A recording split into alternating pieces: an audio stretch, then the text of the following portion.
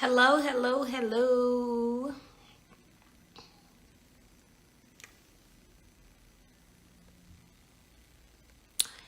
Oh, how are y'all doing today? Hello, beautiful people.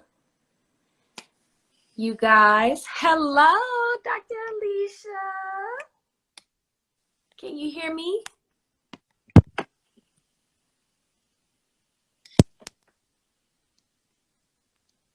Hello, can you hear me? Okay, I all right. Can you can. hear me now? I can hear you now. How are you doing today? I'm pretty good. How are you? You I haven't know, seen you in a while. I know, but I've missed you. We talked like what yesterday? Yeah, but this is the first time I'm seeing your face since Oh last yes, week. yes. I've been looking pretty rough a couple days. Um, Man, I think we got something going. We got a couple people coming into this live today. Um, are you ready to start? You ready to start? well, where you want to start, Jazz? Okay.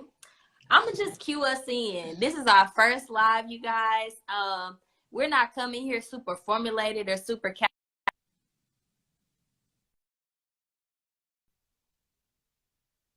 people love to call me when I'm on lives, and I'm like, not today, Lord.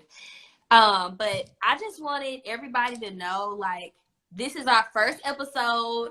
Show us lots of love. Share it to like 3 people right now that need to talk about Black love, that's going through it, that's like, man, it's ratchet out here, it's ghetto out here. And I'm just gonna open it up. So, you guys, this is Dr. Alicia Watkins.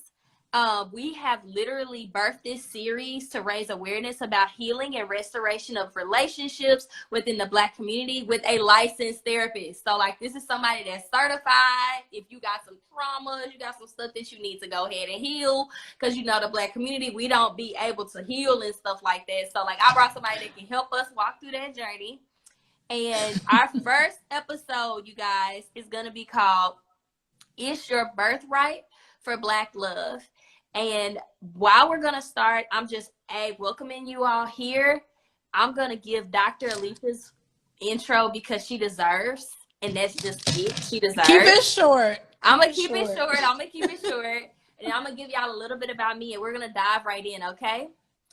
So here we go. Dr. Alicia is a full professor of social work. She is a founder of Coaching with Dr. Alicia LLC, providing evidence-based skills to couples who wish to get married, improve their communication skills, and foster healthy relationships. Dr. Alicia wishes to use her own life experiences related to love, marriage, community building, self-exploration, and commitment to respectful living to inspire couples to become stronger together. She helps individuals, couples, and families heal from past issues that hinder current functionings. Dr. Alicia has been a licensed therapist for 20 years. Okay? 20 I'm years. older than I look. Okay, now, baby, you look young. Don't be acting up like that. She considers her work to be her lifelong passion. And we're going to talk about how this even got started, how we're even on this live today. And it's just such a beautiful experience. But a little bit about me. I'm the plug. Really, I'm the plug. Really, I'm the plug. I help to motivate, educate, and inspire people to be all they're called to be simply by walking by faith and launching their gold. Their gold is the gifts that only the Lord delivers, aka their dreams. And a part of walking by faith, I preach on holistic lifestyle, meaning at the end of the day, you can have all the money in the world and you can build all this stuff, but you need the foundations of like mental health, love, therapy, fitness, all these things. So that's why I'm here, because I need healing myself. I'm a little bit jaded. I'm kind of over it, if you're honest. And I just want to go ahead and give the floor, like, Dr. Alicia. Dr. Man, look, Alicia, you are why did so you fun. start doing this? Well, I mean, gosh. Well, first of all, I'm a second generation therapist. My mom's a therapist. It's Good. crazy. So I grew up just all in. My parent, first of all, my mom's a therapist and my dad is a social worker. So I grew up, in the 70s, just kind of like both my parents were kind of hippies. They didn't believe in, I never got spanked. So my ACEs score is really low because ACEs, I don't care. I don't know if people know what ACEs mean. It's Adverse Childhood Experiences Scale. And so it's a scale from 0 to 10. And the more times you have these traumatic situations happen to you when you're under 18, the higher you are in terms of adverse experiences when you were younger. But having parents who are therapists and in the helping field, you know, they didn't believe in spanking. They were like hands off. Both of them had a very similar sort of way of like anti-violence movement. I mean, my parents were all in the middle of that. So they weren't typical. Like, I think I was raised in a household that wasn't very typical for the Black experience in a lot of ways. So when I started talking to some of my Black friends, they talk about how they used to get beat by switches and belts and stuff. And I was just like, oh Lord, what is this? Like, not that their experience, my experience was better than theirs. It's just that I just didn't have, you know, all of those sort of experiences. But so that was one of the reasons why I became a therapist. I just came by it naturally. And another reason, it's really interesting because I was married for almost 15 years, and I did go through a divorce, and I was able to find love again.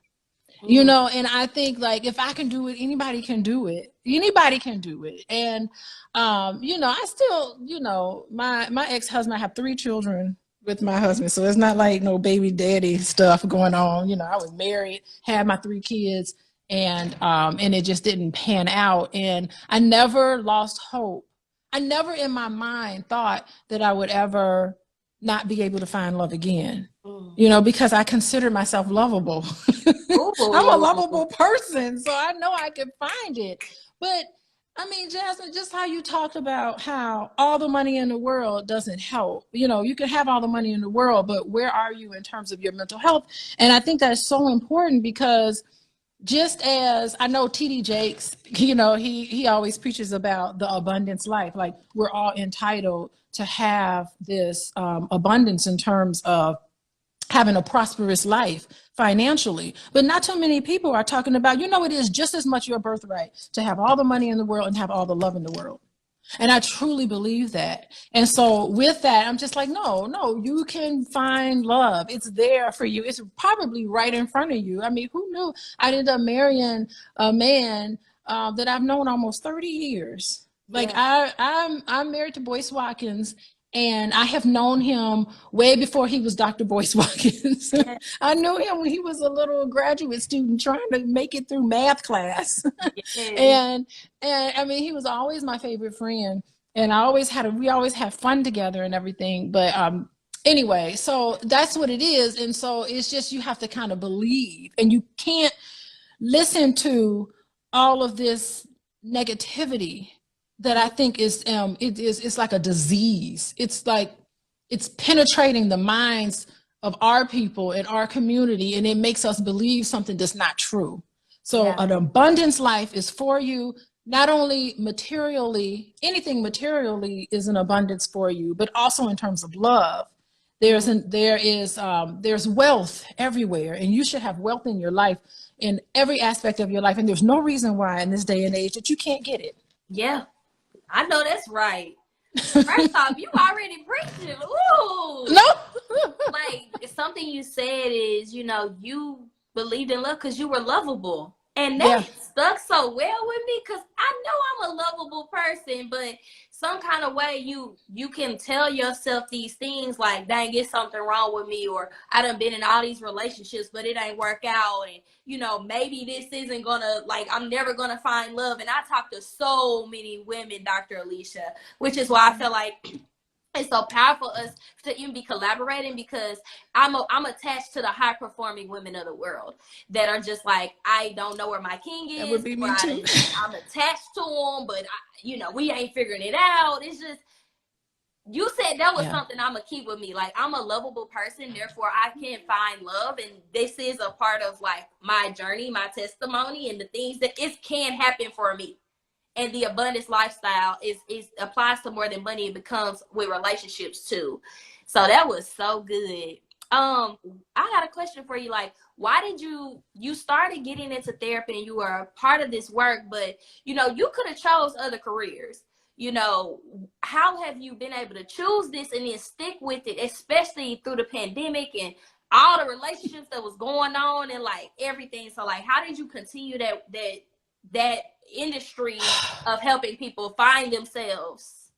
Yeah, I will say, gosh, I started off wanting to get my clinical license, and that was it. Like, I did all of the training. It was a lot of work to get my clinical license, and I was able to get my clinical license, but I always knew that I wanted to be able to teach and I wanted to be able to give back, because my father was a college professor and I loved that life. I would go visit him in the summers, and I'm like, what, 3 months out of the year and you're not doing any work, but you get paid all year round? I mean, it was just I love universities. I love campuses. I love just the whole freeness of it. Everything was so convenient. Everything you ever need is right there on the college campus.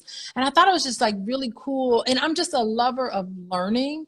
And so how awesome, like right now, next Monday, my classes start next Monday. So I'm like getting ready and reading articles and putting my syllabi together and reaching out to students and mentoring students and being able to train the next generation of therapists. Like, that is exciting. I feel like my role is just so important. I feel useful as a practitioner. And during the pandemic, it's so interesting because never in a million years would I ever think that I had my own practice. I worked at a private practice. Someone else, conjured up their own practice, and I was just one of the therapists that worked with many different therapists. And that was all nice, but my husband was just like, you can do this on your own. I was like, there's no way. I don't think I can do this, because I'm not a salesperson. I'm not a marketing person. I have no idea. It is like amazing that I'm on Instagram Live, because this is not my sort of thing. I'm a therapist. It will. I don't know. It's not normally, it's foreign for me. But the content area, my expertise in the content area, I had all of that down, but I didn't have in a way where I can convey it. And so voice is just like, you know what? Do your own practice. That's only how you're going to be. Why am I paying? By the way, I was billing clients. Suppose I bill clients, $200 a session, and I was only getting 40 of it. I was like, why am I only getting a little piece? Now I can get the whole chunk of the money. I don't have to like give anybody else part of the money, because they did the marketing for me. So, anyway, so that's how during the pandemic, I just say, you know what, I'm just going to do it on my own. And I've never looked back. I've never felt sorry. I love that private practice that got me started. They'll take me back in a minute. So if anything happens, I definitely have job security. But I am really living the type of life right now that I always dreamed that I would live. Seriously. And there's nothing special about me though. Like, I think anybody listening to me right now, they can do it too, if they're not already doing it. Yes. Yes. I mean, you talked about just making sure that the life that you live right now is the life that you want. And I talk to so many people that say, I wish I would have, I wish I should have done this. I got to this part of my life and I have so many regrets. And like for me, I just came to a point, like I'm 28 and I think I was like 26 when I decided I was like, I'm done with corporate America, but then I had to go through even more stuff to still be done with it. But I was just like, I'm not at my highest self. And I want to die empty. And what I mean by that is I want to continue to pour and to sow and to build and to unite and just to help us elevate. Like, that's it. If I'm not helping somebody, am I really useful? And if I'm not useful, what am I here for? It doesn't make sense. Oh, I love what you're saying, because not only is your birthright to have love, but it's also in that journey to get what you want. It is going to require you to grow. It's going to require you to expand. It's going to require you to unfold. Ooh. And yeah, it will. And guess what? The best way to grow, expand, and unfold is to be in a relationship with another person. Okay, well, let's go right there. It's going to push you past your limit. Look. So one thing that I always find so curious in the dating circles that I've been in, or like I'm a part of the millennials. You know, they'll say if you get in a relationship, it doesn't work out, then you need to go heal. And then when you're somebody that goes and tries again and it doesn't work and it doesn't work and it doesn't work, it's something wrong with you. But then I'm like, how are you going to figure it out unless you actually put yourself out there? Like, how many times did it take for you to ride a bike in order for you to go? How many times did it take you to go through school and like, then you pass? Like, why we can't apply that same energy with dating? And why is there such a stigma around, okay, well, I didn't get it right here and I'm still trying, I just refuse to give up because I do believe it's my birthright. Why is there a stigma that women sometimes give? Heck, it could even be men that give it too, on just, I guess you're somebody that actually dates. And if it doesn't work out, you keep trying. Like, why is there such a stigma around that? Yeah, I don't get that either. I mean, there's no virtue in being alone. Ooh, To me. she done told y'all. She said there's no virtue in being alone. There's no virtue in being alone. I mean, I don't think so. I mean, I think it's a cosmic urge. Ooh. It's a cosmic urge. The desire for love is a cosmic urge that's given to you. And you really have to believe it. I mean, to quote, there's a Bible quote I use a lot, Carl, and I'm not a biblical person, so if I mess it up, forgive me. But it's like, as you thinketh in your heart, so be it. Ooh. You know, and as soon as you start thinking anything negative about dating, then I'm not going to do that. And you feel like you have to protect yourself, and you feel like, you know, some of those negative thoughts about your potential partner, before you even go out on a date, you got about 20 different negative thoughts that come through your head. You got to stop yourself from doing that, because as you think it in your heart, so be it. So everything that you think, that's what's going to come out in that date. So you really do, in a way, have to kind of look back at what are the patterns and all of that I work with clients with, about what's happening with you, what is going on with you, because they think everybody's experiencing it. And just because you've experienced something with some man, that doesn't mean all men are like this. And I cannot stand anybody who considers themselves a relationship guru that's going to sit there and talk about, categorically define an entire group of people as less than or unworthy or value. If I hear value one more time, I'm gonna scream. Everybody has value. Okay. Everybody. It doesn't matter how much money you make. It doesn't matter what you look like. Who says somebody looks good or someone doesn't? Whose definition is this? Yes. I do not like that word. Whenever I hear it, I cringe, because what are you talking about? Value. You're not a valuable person. Yes, you are. God made you. Well, how's the dating scene for you, Jasmine? Listen, I have a lot of thoughts on that, and we're gonna have episodes that are gonna unpack it. But I think what you said, and thank y'all for the people that put it in the chat, Richard and Tia, when y'all said there's no virtue to being alone, it's a cosmic urge. Like, can we dive into what the heck is a cosmic urge? Like, is it that feeling of I'm alone and I do desire something, and it's like it's always gonna be there? Like, what does the cosmic urge really mean? Well, I mean, everybody knows. I mean, I'm feeling preachy. I don't know why. It's that Sunday. I'm feeling preachy, but you know, word 7 days. And I'm not a very religious person, which is really interesting. But you know, Jesus is love, ooh. And to get into that Christ consciousness, you have to have love in your heart. And what's the point of having love? I was just eating. Boyce ordered Chipotle, and so I was outside eating tacos with my daughter, and it's so funny. And she was like, we pontificate when we're out there, and she said, "Gosh, if there's a tree that falls in the forest and no one's there to see it, does it really fall?" And I said, "No, it doesn't. It doesn't fall. There is no tree. There is nothing, because if you're not there to experience it, to hear it, to see it, then it's not there." So if there was no way for us to be born as human beings and not experience love, what's the whole point of being here? It doesn't make any sense. It coalesces, Lord, with our true purpose in life. What is the whole purpose? What is the whole purpose but to love and to be loved? Why are we here on this earth? But people, I'm gonna be honest with you. Like, you know, I'm 28. I've been married. I've been divorced.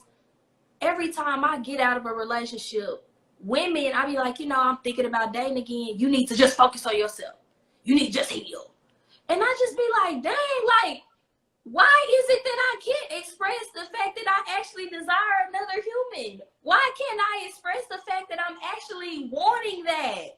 And it's like I get chastised, and I'm like, well, I don't want another woman, and I have nothing against LGBTQ. But at the end of the day, I'm a person, and I know what it is that I like and what I want, and I haven't gotten it yet, so I have that hunger to have those pieces. Just like if you had a degree and you finished that milestone, no matter how hard it was, and you decide I want to get another one, ain't nobody gonna say don't get another degree. But as soon as you're like, well, I want to keep taking a chance, and look, well, you need to heal, and it's something wrong with you. And I am just tired of that narrative. I just don't think that that produces the results that you want. And I do think that dating and love is a part of statistics. I think that it's a math equation, and that ultimately, the more you do it, the better your results will become. I don't know what you think about that, but please let me know. Yeah, and I would like for you to explain a little more about this ratchet ghetto that's going on. You Ooh. said things are ratchet and things are ghetto. What is happening? Okay, so first off, y'all, obviously we know that there's a somewhat of a generational gap. But what I'm pretty much getting at is like there's a world of the internet where we got blogs and we got podcasts and we got all of these people that are pretty much, you know, after the late Kevin Samuels, like it's almost like an uproar and telling women what they should be doing, and or telling men what they should be doing. And it is just a constant narrative that men ain't ish, women ain't ish. And the ghetto-ness is you can be dating a man and he got 3 other women and you don't find out about it. Or you can be investing and talking, and then by the time you put them on Instagram, you know, your relationship could be over. Or, you know, there are so many scenarios that continuously communicate that being with a Black person is trauma, it's horrific, it is something that will just about kill you. And if I'm honest, literally there was something in the news that happened a week ago, and I posted about it, and it really got under my skin. And it was about a woman who that the narrative or the blog or the post was talking about how, you know, she got broken up with, and so she went and killed her she tried to commit suicide by going and like running into a car with and killing people. And the narrative was she got her heart broke. And I was like, for me, I looked at that in so many different angles, and that was so controversial, but it's happening every single day. Maybe not to the extreme where you're taking a car and you're completely driving it, but people are like going through it, depression, mental health, all from loving or trying to love each other. And then the rules of dating have completely changed. We have apps now, and if you don't like somebody, you can just swipe right, or you can just get on the app again, or you can just be like, I'm done with you. And there's so many options. I know men, they're probably like, you know, dang, it's hard for me to be faithful because all I gotta do is get on Instagram and type in Instagram girl. Or with women, it's just like, you know, we out here trying to date, trying to love, maybe, and then we find out the man we went been with this, and this person, and they calling us, and, you know, I got some stories for you, I don't mind. And then I'll even give you an example for myself. Like, yes, I've been married and divorced, and that was a whole internship of an experience, and that's what I consider it to be, a piece of paper that I signed with to get an internship of an experience. And I was putting myself back out there, and a man told me, straight up, I don't do divorced women. I was like, well, you know, that was alarming because I'm like, like, this is the ghetto. It's like people literally looking at you, telling you, oh, I don't do this, I don't do that, I don't, like, you're disqualified off of superficial things. And so it's just like, dang, this is why it's so bad, because at any time you can just be ghosted and be done. It's like there's no rules, there's no standards to Black love at all. There's no standards to love at all. And then you, of course, have the narrative that, again, I think we should unpack in another episode of the high value. And that conversation was, honestly, if I'm honest, it was for an elite class of people that, to be honest, a lot of us shouldn't have really heard those conversations because we were not even in those tax brackets. We're not. And but it gave privilege.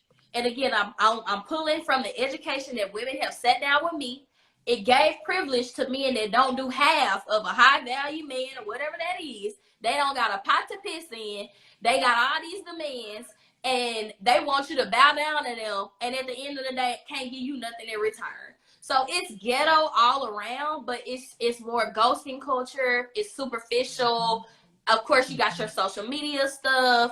It's just like it's no standards or no rules for it, and so everybody's just taking pieces and bits of it, and it's just turning into a hypocrisy of a whole mess. It's a mess. Okay, I was taking notes as you were talking.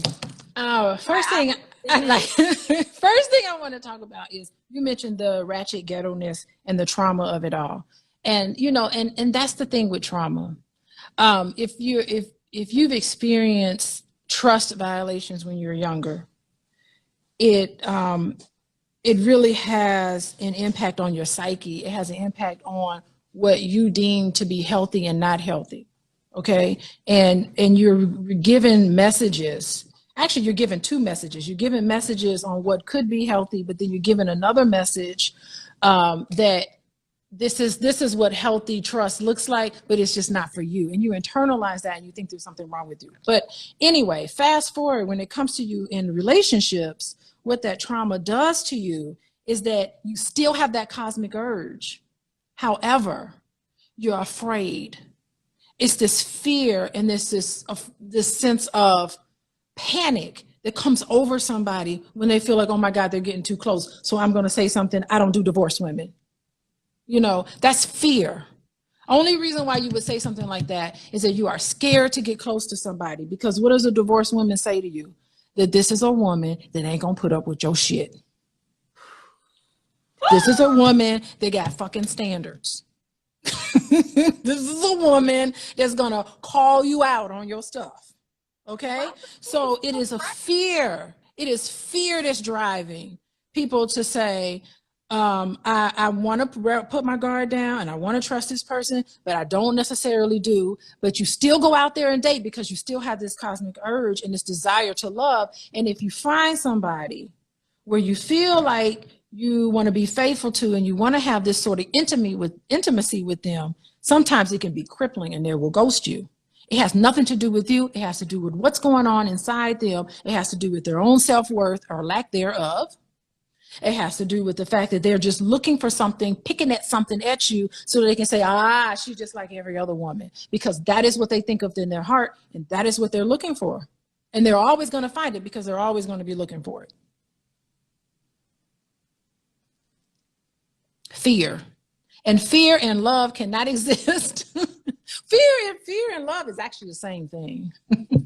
On the continuum, you talk about vibration and all of that, but it just can't exist at the same time. And so people get triggered and they get upset and they start remembering how their mama did all these things to them. They couldn't trust their mom to come through for them when they needed something. For some of these men, when they were young and they were growing up and they needed somebody to be there for them, to hug them, to hold them, to make them feel lovable, that person wasn't there for them. And so therefore, none of these women are going to be there for me. And those are the people who will follow Kevin Samuels to his grave.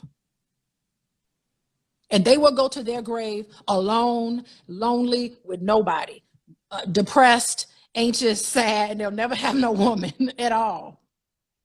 I said it.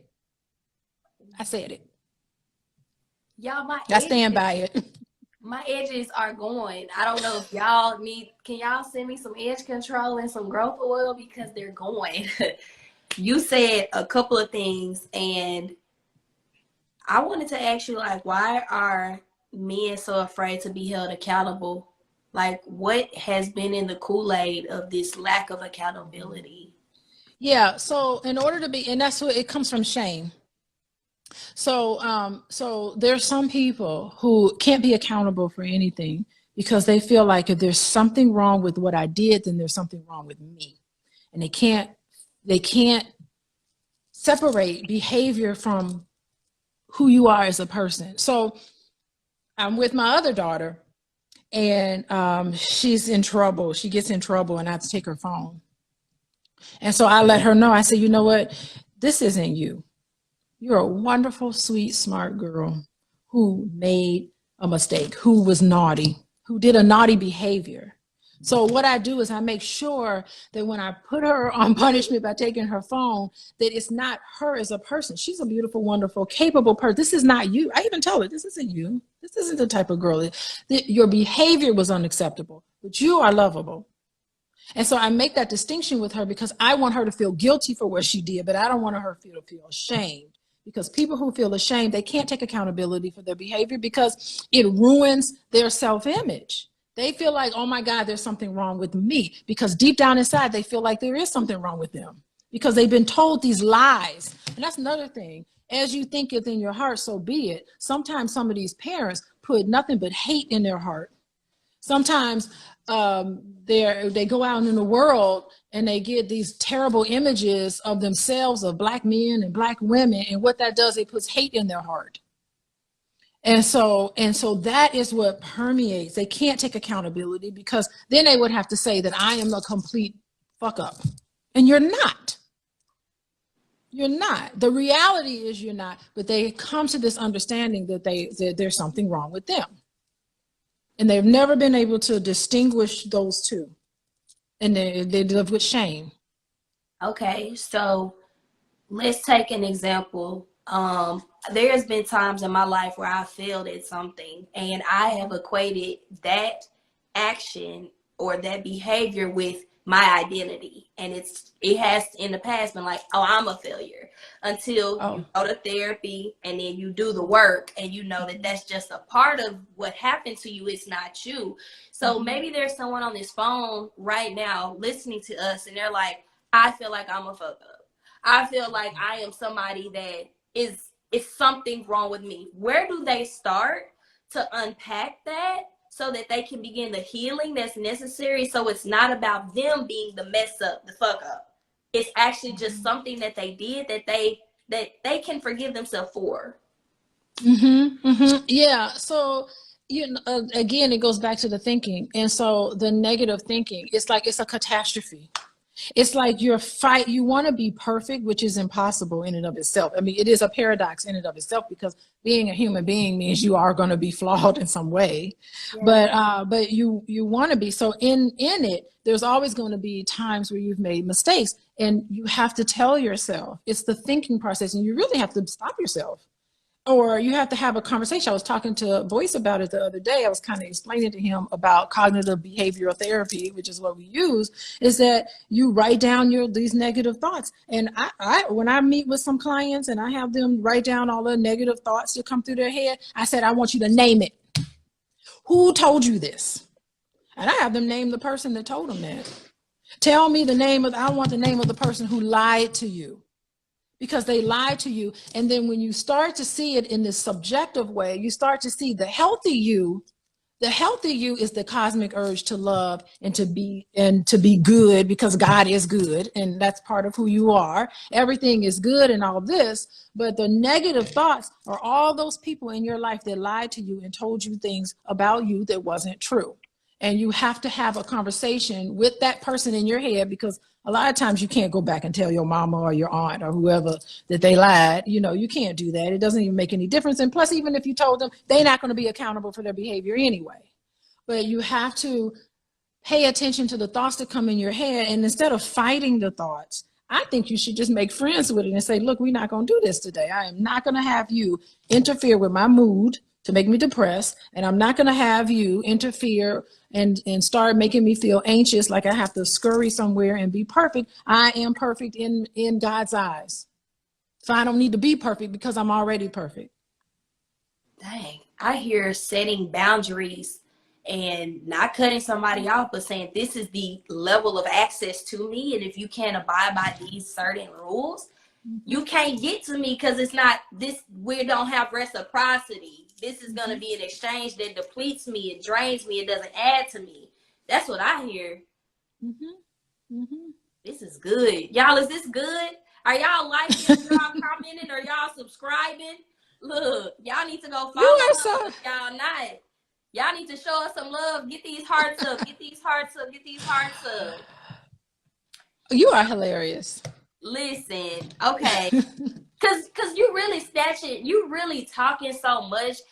Like, you guys, I'm gonna now tell y'all how I met her and how this even came to be, because I'm gonna be honest. I went to the Power of Networking conference. I did not know I was gonna meet Dr. Alicia. That's If crazy. I'm 100, I did not. I swear on this is how it happened. So I run into a person. His name's Dalmar, and he's working with these guys, and he's a part of this startup. And we like hit it off, and we're communicating. We're just talking about business, and I wound up having dinner with the team, and that led to so many. Next day, he was like, "Oh, I want you to meet." It was the workout, the Rumble. Yeah, they were like, yeah. "I want you to meet Dahan," and Dahan showed me the Rumble people, and they were like, "I want you to sit at the table with us," and I'm like, "Look at me elevating in life, getting at the table," and literally, I sat at the table, and you sat right next to me. And I was like, I had no idea who you were, but your energy was vibrant. You were nice. You were like, yeah, I'm here. And I was just like, you know, you were asking us who we were. And I was like, I was really trying to say, like, I'm just here by the grace of God, literally, because my whole life up until this point has been shambles.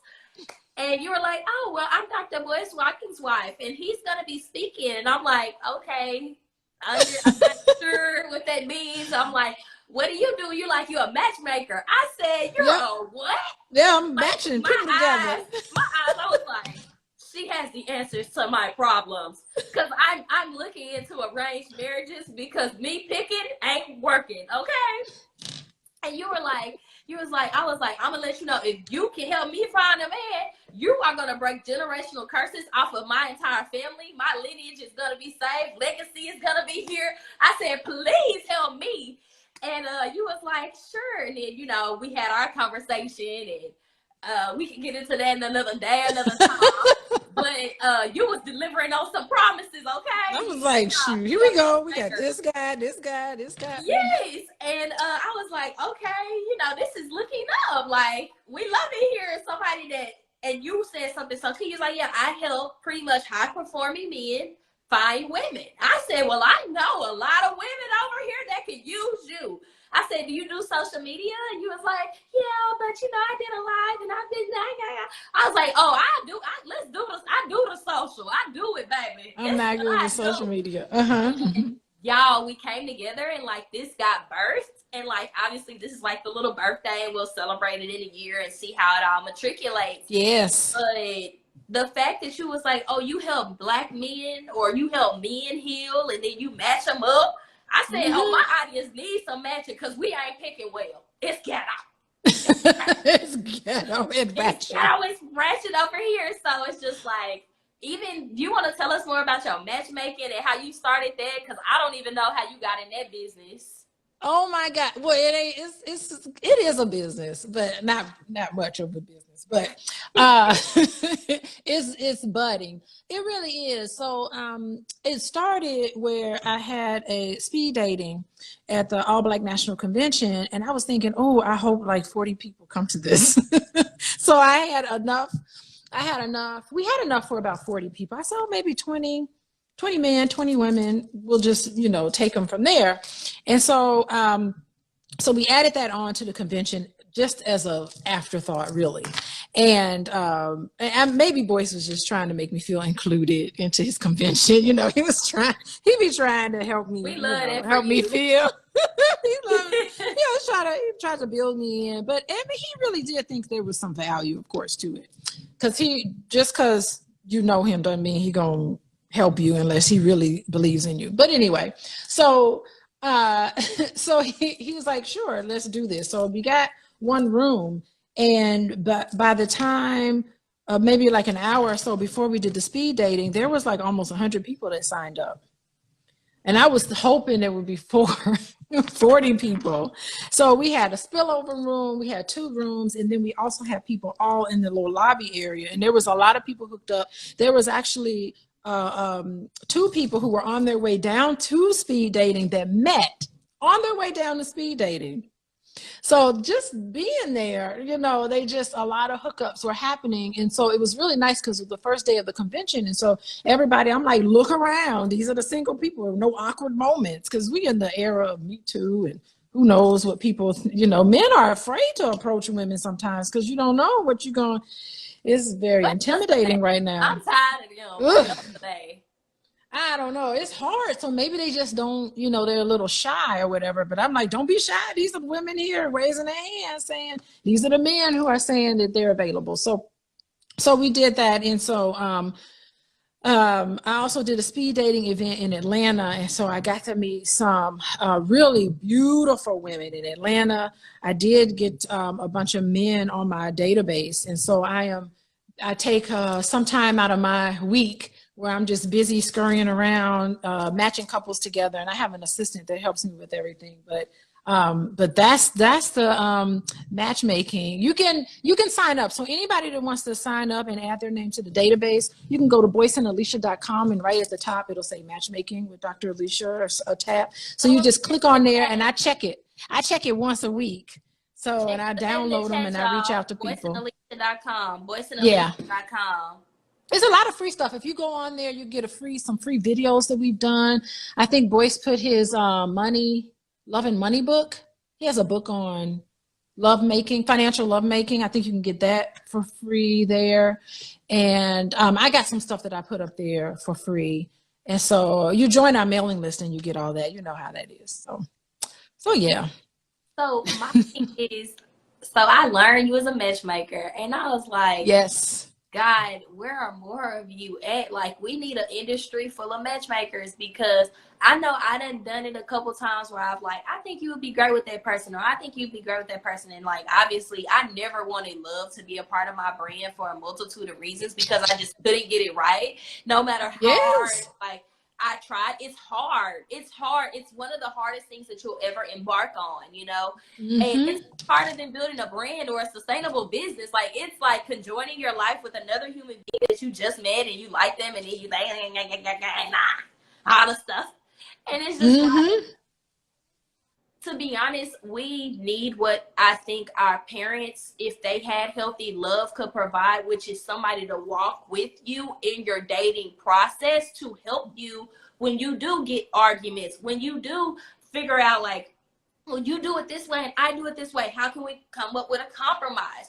Or like, even if there are like opportunities of like, these are the list of questions to ask. So you save so much time up front, you know.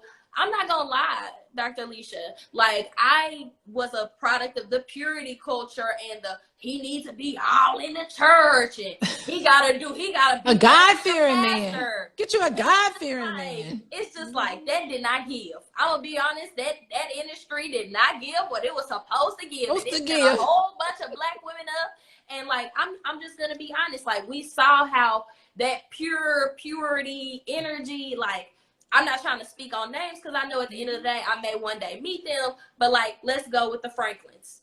You know, like, they did it all the right ways. They did they tour, and it's just like, it didn't matriculate. It did not work out. And then it's like, there are some people that have been together since they was 18, and I know they was hitting the sheets and they was doing it all, and you know, I literally know a family member, someone, have been together since one was 16, one was 18. They've been together for 40 years. And it's just like, I don't think it's a formula to this, but maybe there's a formula in finding someone that matches you, and like, y'all making a decision to stick it out. Like, is that what it is? Oh my gosh. Yeah, I mean, at the end of the day, you talked about compromise. Compromise is so important. You talked about being flexible. That is so important. You see Boyce over here. What you doing? Hey. Taking a picture. Why are you over here? Hello. Being silly. Hey, Dr. Boyce. How'd you do? Hey, Jess. How are you doing? I'm doing good. I'm gonna walk away. Okay. How you doing? He's over here distracting me. That is a good conversation y'all having. I've been listening. I'm Have learning. I'm learning. Yes. Bye. Bye. What was I talking about? Yeah, we love a supportive husband, okay? He wants to make sure you know that you're loved and he supports you. You know how many men ain't supporting my content? like, subscribe, but wanted to be with me, don't listen to me. They had to go. They had to go. Go right out the door too. Bye. Bye. Yeah, oh my God. Supportive. Let's just say you have to be supportive. And the thing is that if you're not flexible and you don't help each other meet each other's dreams and just be friends with each other, what happens eventually is that all this resentment builds up. And when the resentment builds up over the years and you don't deal with it, I mean, we know that couples who finally go to therapy deal with their problems a minimum of about 5 to 7 years before they actually go in and seek some help. Can you imagine how much resentment can be built up if you're not getting your needs met? And it's been 5 years, you've been pissed about this topic and you have not been able to resolve it. I mean, it's like, I don't even want to look at you if you have that resentment. And so it's too late. So a lot of times I see a lot of couples and it's way too late. It's just like, they should have been in here 10 years ago. They should have been, actually, couples should come and see me before they even get engaged. I believe, to try to figure out, because everybody you like is not, let me tell you, love is beautiful. I just talked about how love is, but love is not enough to marry somebody. It's not. It's not. It is not enough. It's a business decision at the most. I started out saying I had a piece of paper with an experience that was my internship. Yeah. The internship was done. We let that internship go. Yeah, it was time. You learned your lesson. You met your educational goals. I did. Move on. You put your hours in. You got your certificate. Yeah. And also, it's like, if you don't, like, I came from a divorce background. My parents divorced when I was 7 years old, and I knew what that was like. And I did everything I knew to do not to get divorced. I read the books. I took courses. Like, I went to the extreme. And I saved myself. Like, I've been writing it on Facebook so I can kind of like just continue to like share my journey. But like, I thought I did all the right ways. And then I even did it to such a soul level to where I didn't have a white dress. I didn't have a big wedding. I shouldn't have married nobody in 7 weeks and did it in 24 hours in Las Vegas either. So that's something on that. And we can unpack that energy at any time that you would like to. But, you know, I thought I knew that person, and it wasn't like I would never just bash them, but like I really thought that I knew them because I had sat in class with them for 7 years.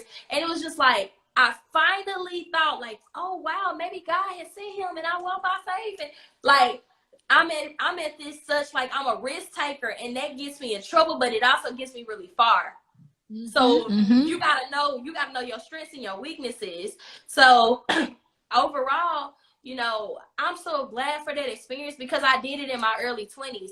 What would it be like for you to do it and then like it still don't work out? So it's just like you never know. So it's like you got to give yourself grace because we all just on this earth trying to figure it out.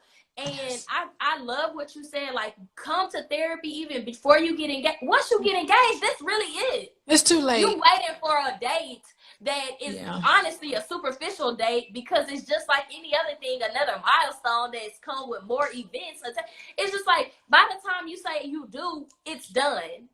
Yeah, it really is done. And it's so hard. It's hard to go back on it once you start. Can you imagine you set a date and you tell everybody about the date and then you buy your dress and you spend all this money on your dress? Weddings are what, $50,000 now for a nice big wedding? And you can't even spend a couple $1,000s on the figuring out how you want your marriage to go. You spend all this money on one day. People spend money on one day, and they do not want to spend any more money coming to see me so that they can plan for how they want their marriage to operate. Yeah. They don't know what they want to do. So, I mean, I can't even imagine just doing that. And then you have to disappoint everybody if it doesn't work out. You have to, I mean, if you call off a wedding, can you imagine calling a wedding off? You know, it's just, you have to disappoint everybody. You're losing all this money. Everybody's like, but then that, honestly, crazy. It stops becoming about you two and it becomes everybody else. But everybody else, once the day is over, they're literally not going to be there to help you sustain the thing that you kept going because of them. So it was always about them versus it being about y'all. So it's just like, I kind of told myself, yes, I have a nice little experience. But to be honest, like, I'm on that Grey's Anatomy type energy. Piece of paper, stick it on the wall. I'm gonna do this with you. You gonna do it with me. If we can't do it, we gonna take the piece of paper down. And that's like, I fell in love with that philosophy ever since I watched the full Grey's Anatomy, because I was like, that's what it is. That is funny. I'm dead serious. I'm like, if I be with somebody, it's a piece of paper, we can get a napkin. Do you know that Twitter was started because Jack Dorsey was like, I wrote my ideal on a piece of paper? If a whole company can be started on a piece of paper, my darn marriage can too. Interesting. I love it. I love it. That is so funny. And then I think, I don't know, as you were talking, I was talking about how costly it is. You know, I'm thinking about how expensive it is. I'm thinking about how expensive it is to get a divorce. It's even more expensive. And then what's crazy, and we can kind of unpack that. When I was trying to get my divorce, he didn't want to sign the paper. He wanted and he didn't want to sign it. I was chasing him to leave me. I said, please, I'm in bondage. I said, let me go. You don't want me. You don't want to be with me. Why won't you freaking I filed the divorce. I had to sit through the hard work of filling the paperwork out. You left my tail and then didn't want to leave and then didn't want to leave. It was so confusing. And I think it's a man's thing. Like, you know, they don't really want to do that. They don't want to do that. They don't want men for the most part, they won't ask for a divorce. Men don't ever want to get divorced. Oh, they don't want to. But you know what? What's funny is that sometimes they get to the point where they don't want to work on anything, but they definitely don't want to leave you. Usually, it's the woman. Mm-hmm. Let me tell you, Dr. Alicia, we'll unpack my life, but I'm gonna be honest. I can't understand it for the life of me. Somebody asked me to marry them in 7 weeks, and I literally was like, am I on a game show? Like, is this a TV show? Like, I was looking around because I was in Las Vegas, and he's from Las Vegas. Like, what are the odds? And I'm just like, oh, I'm on a TV show. Like, this is my time. Like, act, Jasmine, act. And I'm like, oh, no, he's serious. He real serious. He went and got a ring. And I'm like, oh, my freaking God. And at this time, y'all, I had never seen anybody turn down a proposal. I had not seen anybody even turn down a ring in my age. Women out here fighting to get them. I just got handed one, and I was like, what am I to do? So it's like, I kind of got put on the spot, and I had no idea it was even coming. But then the kicker, he was like, oh, yeah, we got to finish this in 24 hours. Like, I want to marry you tomorrow. And I don't want to plan a wedding with my I don't want to plan a wedding with my fiance. I want to plan a wedding with my wife. And here I am, Google-eyed. Ooh, I never heard of that before. You got so swept up. Oh, you know, as you were talking, okay, sometimes even if I know people who've gotten married after knowing each other for 4 months and it worked. You know what I mean? So sometimes you try to reduce error, but in some sense, there's an X factor in there too. So you are taking a leap of faith in a lot of ways. And if it doesn't work out, I really think that you should have compassion for yourself. Yeah. You should be able to forgive yourself. And when you talked about these regrets that you have, I mean, if you ever want to like sit back and think about your regrets, you know, also think about how you were feeling in the moment when you made those decisions that you shouldn't have made. You also need to think about what was it that drove you to do this? You know, what was it? What were you feeling? What were you thinking? What were you hoping? And out of it all, you could even make a list of lessons learned. And there's a lot of different things you can do, not only lessons learned, but also ways to, make amends. There's a way where you can make amends. And I think for you, Jazz, is doing stuff like this.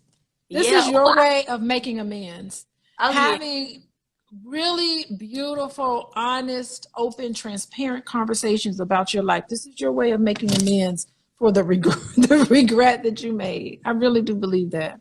And also too, Dr. Boyce, I've been in therapy like since last October, consistently every single week. Like I've been doing the work. I also didn't date until my divorce was final, whatever that was. That I made sure I chilled. You know, I got into another relationship. It didn't work out. And when I noticed that this wasn't the person, I didn't penalize myself for it. I tried my best to say, hey, we're not good. Like, this isn't the best relationship for me. Like, this isn't what I need at this time. And I was able to move forward. And I didn't sit over here and like go into a little hermit shell. I was just like, I needed to gather data, and I did. I gathered data, and once I gathered the data, like, I'm gonna move on, because that's what men do. They gather data and they be like, I'm on to the next. So I'm like, why I can't adopt some of these principles? Like, I want to be on to the next. They on, like, let me go on. Yeah, that's really good. And I think, like, I love that you were in therapy to try to like figure out and tease all of that out about, you know, what drove you to do some of the things that you're doing, and how it can set you in the right place to move forward. But it also just has a place where you could just get a lot of stuff off your chest. Yeah. I mean, I find, you know, it's so funny, when I first started doing therapy, you know, you're just kind of green. The very first thing I realized is that sometimes, like, saying absolutely nothing and doing absolutely nothing, people kind of, just them talking it out loud, they figure out their own answers on their own. And then they turn around and go, well, thank you, Dr. Alicia, that really helped me. And I'm like, I didn't do anything but just go, oh, really? Say more about that. Oh, okay. And I'm doing simple stuff like that, saying nothing, but just 50 minutes of them just talking. They'll go, oh, I think I done figured out life now. Thank you very much. I'll see you next week. And it's just because just having like an empathetic ear, a listening ear, just part of it, I learned, is that's the key. Yeah. Getting it off your chest. Getting it off your chest. And then, to be honest, to do self-reflection.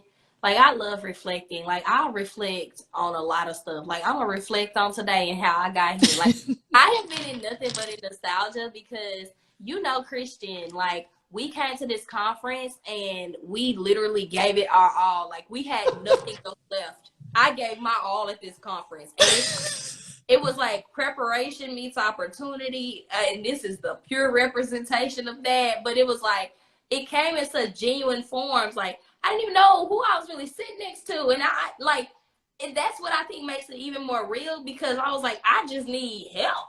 Like, I know if I need the help, somebody else does, and I'm willing to put myself out there and to share my journey in order to help somebody else with theirs. And I feel like that's what's so important. And, you know, as one of the formats of our show, we always want to like end off with therapy tips, and we are getting closer to the hour.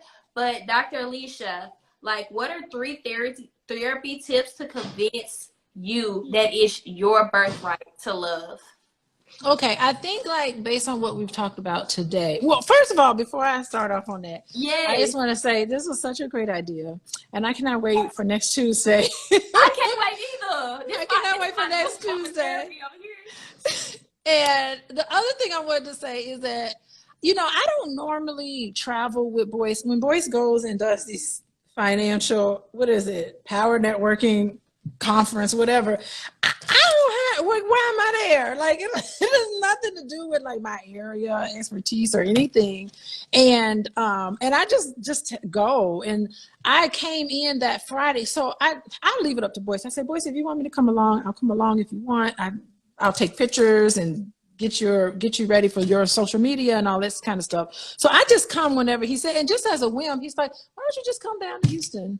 And I was like, I don't know. And then finally, he's like, no, I'd like for you to be there. I'm leaving. He left much earlier than I did. And I was like, yeah, okay, I'll just go. So it was just like, I was just there on a whim. So I really, in terms of me being there, I didn't have like a tag or anything. You know, people were like, you don't have an ID card. You don't have a membership or whatever that thing around your neck that tells you that you need to be there. I didn't have any of that kind of stuff.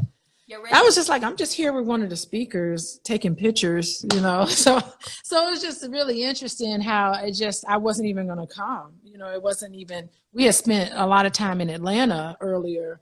And so I was like, this is too much travel, but I just did it anyway. So that's really interesting that just on a whim, I decided to go. I'm like, yeah, I'll go with you. I don't care.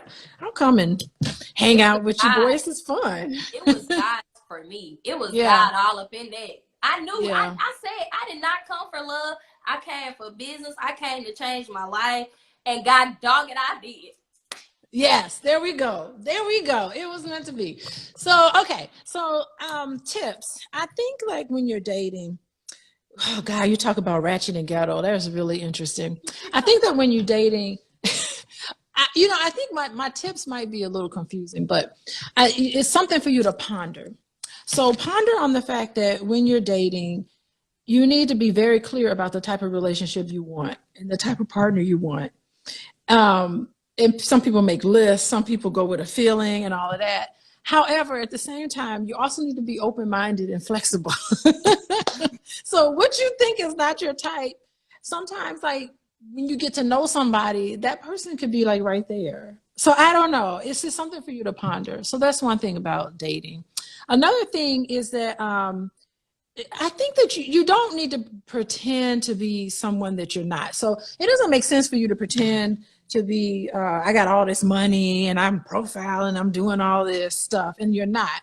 However, it's also important to be able to put your best foot forward. So, be on good manners, have good manners. Don't just be like, I'm just being myself in my pajamas. I'm not even going to try it. What'll be, will be. It'll just manifest in my life. But you're just walking around looking sloppy. So you do need to put your best foot forward, but at the same time, try to figure out how you can be yourself.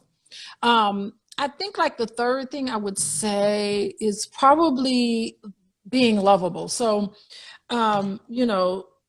maybe you should think about whether do you feel lovable, and it's really interesting because in order to feel lovable, you have to know what it's like to be loved, and in order to know what it's like to be loved, you have to be lovable. So somewhere in there, you need to be aware of any unlovable thoughts that come through your head that you have about dating.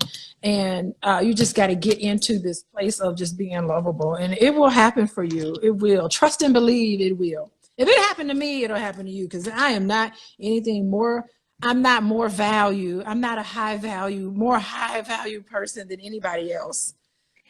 Contrary to what people you may have to think. let us have it. You like delete value out of, but you know what's crazy? Like in dating, high value is like a sin, but in business, value is like literally everything. Like without it's a $10,000 value, but I'm gonna give it to you for $9.97. Like it's the ways we use value is so interchangeable. But well, it only works. It only works in business. It don't work with people. Everybody's valuable. Oh, I love that. I said it. I also want to unpack it because I'm not gonna lie. Like I have dated men that couldn't add no value to me, and that's like where the controversy comes, because it's like, am I supposed to date somebody for potential? I don't think so. Am I supposed to be with somebody that can help me in my journey? Yes, but what do we say? Is that like your characteristics, your character, your skills, your ability? Like, is it that all a part of like? It's something for you to ponder on. Yeah, like there is no clear answer.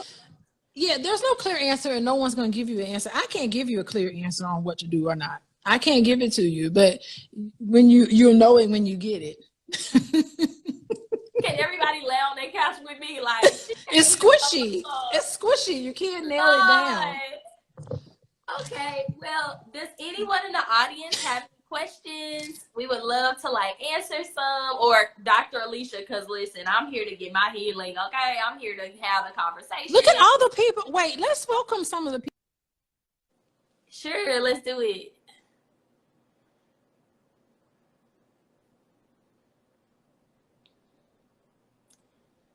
Why did it go freezing? Like, what's going on with this thing?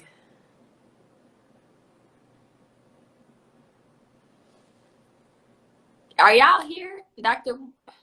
Alicia's thing, I think we're getting the Wi-Fi together. Are y'all still here with me? Can you put some hearts if we're still alive on the Okay, so she's going to come back. She probably has some service issues. Yes, here she comes. Doc froze. View request. Come on. Accept. Okay. Let's get her back up here. Let's get our educator back up here. This was one of, yay, I'm so happy. You know what happened? I was trying to like see who's in here. Dr. Sylvie, Doc froze. Oh, I froze. Okay. I was trying to like read through everything and then I just like shut it off. I see, this is why I need you, Jasmine. Hey, okay. I'm here to help. I'm trying to name some people that's in here with us, but I don't know how to do. Oh, Miss Lady. I see Miss Lady. Miss Lady. Robin Kennedy. Hello. I'm trying to. Thank y'all for coming. Like, you took time out of your life to listen to us talk about love. I know. And we were just like, I don't know how to see who all is in here. How do you see who's in here? Scroll up. Yeah, just scroll with your finger. Oh, wait, my cousin Jess is on here. Yes. Do you want to invite someone up? Someone requested to come up. You want to invite them? Oh, who requested? We can put a person in here? Yes, let's do it. Oh, she's unable to join. I don't know if anybody wants to join, want to ask some questions. Dr. Alicia, her time is amazing. Richard Carter, what's up? Oh, who is Richard? Richard Carter, the plug. He's the plug, girl. You're the pretty plug, but he's Richard the plug. Oh, you trying to match? I'm in the maybe. I'm single. Dr. Sylvie. I'm single. I'm single, ready to single. Come on, Dr. Plug. Are you single? What's going on? Richard Plug? What's happening? I don't know. So Purdy said, what's your website again? We didn't even do all that. Who? Your website? Give your website. Coaching with Dr. Alicia.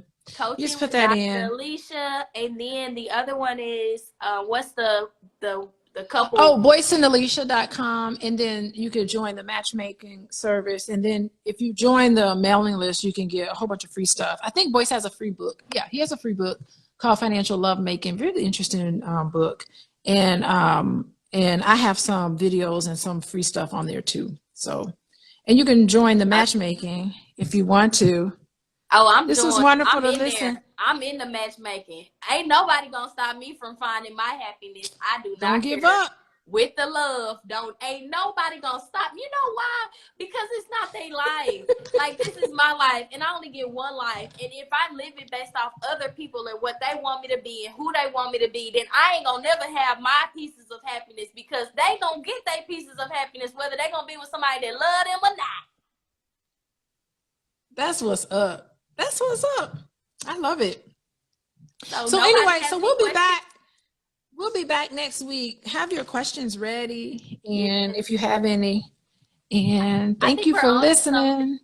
Curious. Okay, we got something. Curious. Why are saying Black relationships are attacked when many Black men are just choosing non-American? Not really sure what he's getting. Why are we saying Black relationships are where many Black men are just choosing non-American Black women overseas? Mr. Douglas, I'm not gonna lie, that was a very confusing question. Yeah, write it in a complete sentence. I'm a college professor, so I have a hard time with bad English. I can't read anything without correcting. I'm grading everything, so because I'm grading all the time, so I'm always grading. And I don't know. I think we not. I don't know what it is. We gonna give you time, Douglas, to type this thing out. We got try time. Again. Yes. Yeah, I think you can listen. It doesn't matter. You can get somebody overseas. You can get somebody from Mars to date. It doesn't matter what it is. The relationship is real as it is, and a lot of the relationship issues are the same across the board. And I have worked with families. I told you this, I worked with white families. I worked with Latino families. I've worked with Caribbean families. They ain't in America. I've worked with families from Africa. I've worked with all different types of ethnicities. And I'm telling you, it's the same sort of problem. So the grass is never greener somewhere else. You may think, Black women ain't worthy, whatever, of being married and all that other type of negative thinking again. And it all boils down to you. You know, Okay. it all boils down to the interactions, the daily interactions that you have with that person. It's all human experience, and it's very, very real. And so you may think grass is greener, but then you'll be surprised to see it's going to be the same issues. It ain't no group of people is more valuable than another group of people. Okay. You're fine. So he said Black men are saying Black women overseas.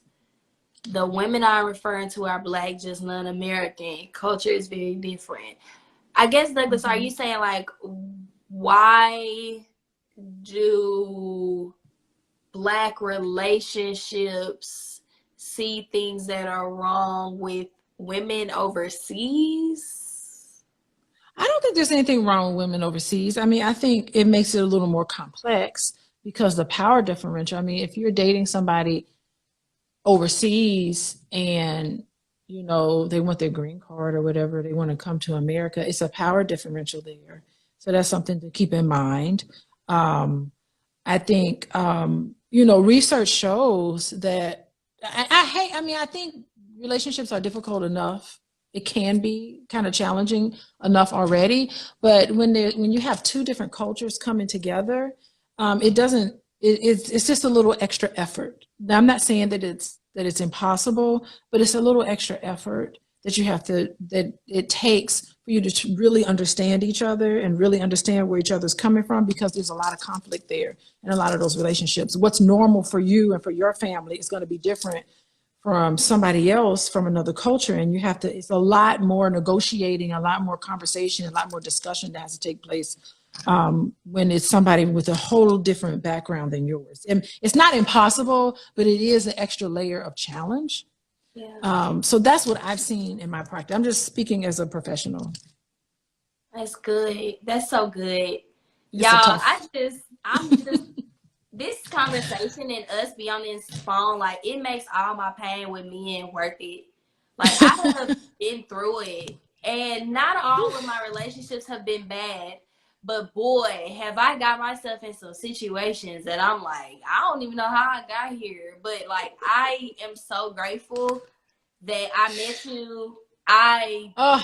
When I tell you, like, Girl, we have something that each other needs, and it kind of comes from the type of combination that we are. We ain't gonna say yes. they gonna call us demonic and everything else. I swear, because I'm a Christian woman, and everything they gonna be like, she thinks she this and that. I'm like, listen, all of my best friends are in a certain month, and I'm sticking to that, and there's no reason for that. Okay. I am Tia Brom. She said, what are some best practices for dating someone with children if you don't have children of your own? Oh my goodness. Well, depending on the age, well, if she's a lady and she's dating a man with kids, normally, it's not always the case. Normally the mom usually has custody. Usually the man is a non-custodial parent, and the mom is a custodial parent normally, but it doesn't always have to be like that. Actually, I like arrangements where both mom and dad have equal custody. That's kind of like the gold standard for me, honestly. But sometimes there's circumstances that just makes that impossible.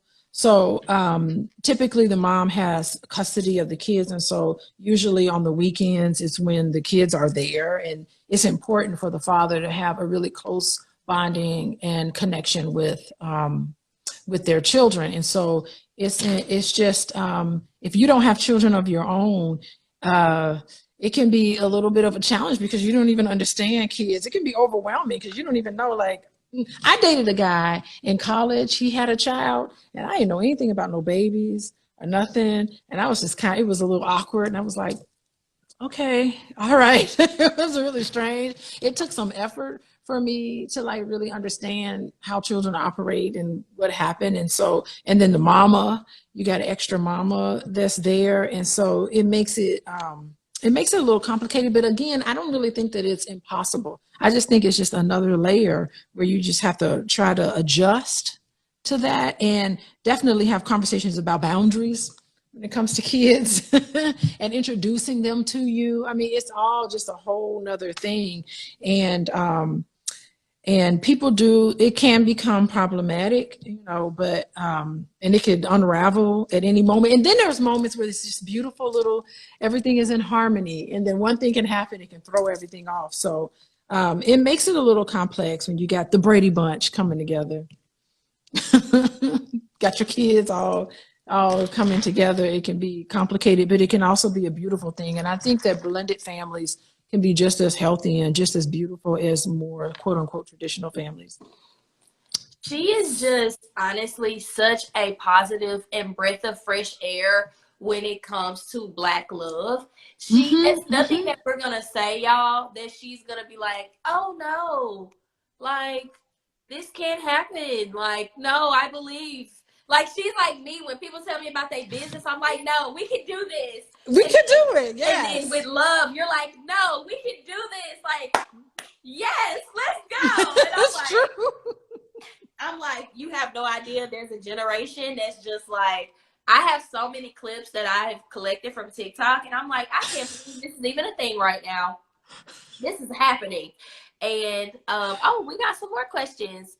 Can you recommend a Black woman therapist for a grandma of 2 grandchildren? Been there, done the 25 years of marriage. Well, they can reach out to me, Coaching with Dr. Alicia, and fill out an intake, and I'll get a hold of you. I check my intakes daily, and so when people reach out to me all the time, and they're like, Dr. Alicia, I need help with this. It's like a little intake form. If you go to Coaching with Dr. Alicia and you fill out the little form at the bottom of the page, I'll reach out to you. I'll send you a message myself and reach out to you. And it'll be a private conversation that we'll have, confidential. And so we'll be able to meet and talk and hash everything out that's on your mind. So yeah, you can go there, Coaching with Dr. Alicia. Okay. Well, y'all, listen, we've been doing this. I'm so excited. Next week, because you all are here, our next week topic is going to begin, do you believe in Black love? And I think it's going to be a good topic. Please bring your questions. Tell a friend, and then tell that friend to tell a friend, and tell that friend to tell a friend, because we want to just continue to unpack drama-free Black love. And y'all, this was a good episode. Like, share, and subscribe, and let us know that you are going to be back next Tuesday. You all are loved because you are lovable. There you go. You lovable, girl. That's right. All right. Bye-bye, everyone. Bye. Bye, Jazz.